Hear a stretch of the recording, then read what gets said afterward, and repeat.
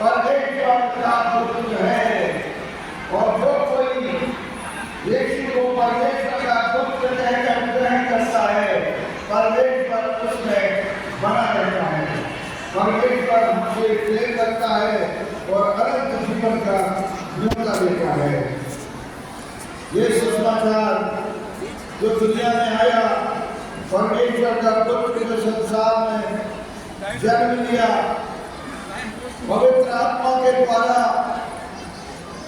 परमेश्वर ने सृष्टि के अंदर प्रवेश किया। स्वयं सृष्टि हमारी समानता, हमारे स्वरूप में बन गया।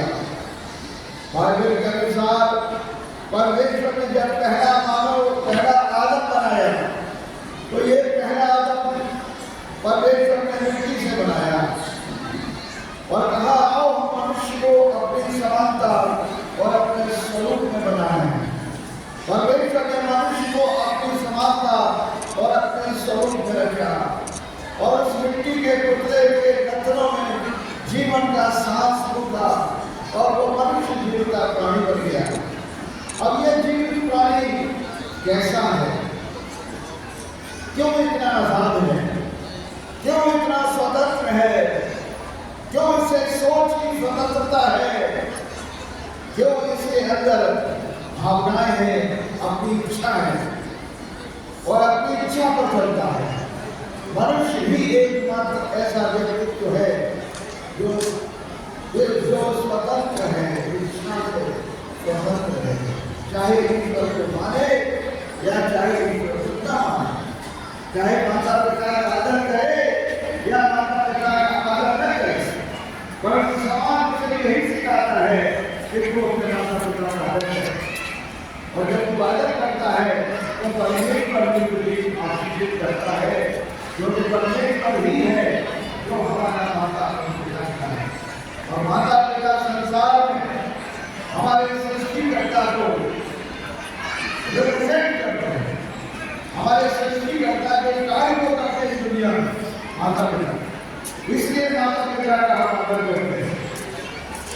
यीशु मसीह जब मनुष्य बने तो अपने माता पिता के अधीन रहे।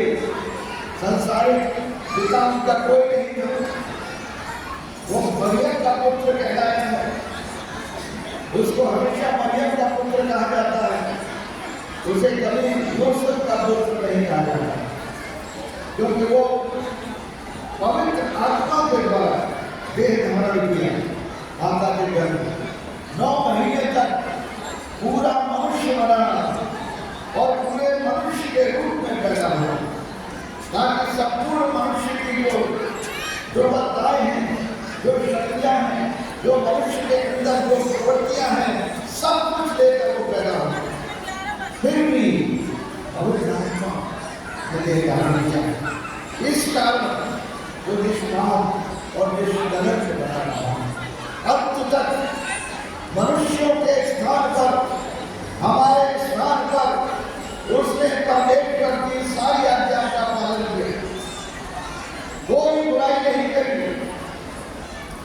पूरा इतिहास इस बात का गवाह है।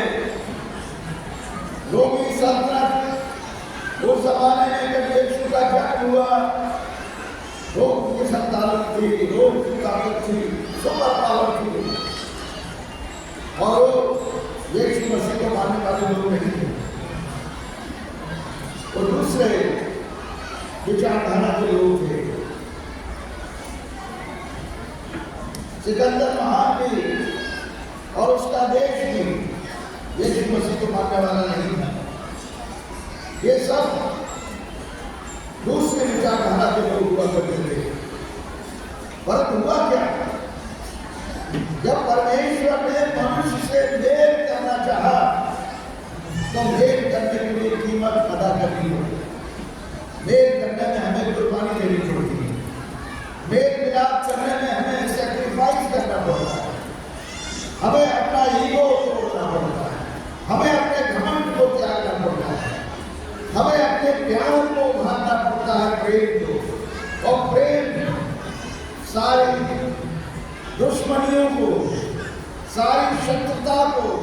सारी कड़वाहट को डुबो देता है, खत्म कर देता है। मनुष्य और परमेश्वर के बीच में जो गुनाह और पाप के कारण जो दीवार बन गई थी, गुनाह और पाप के कारण जो झगड़ा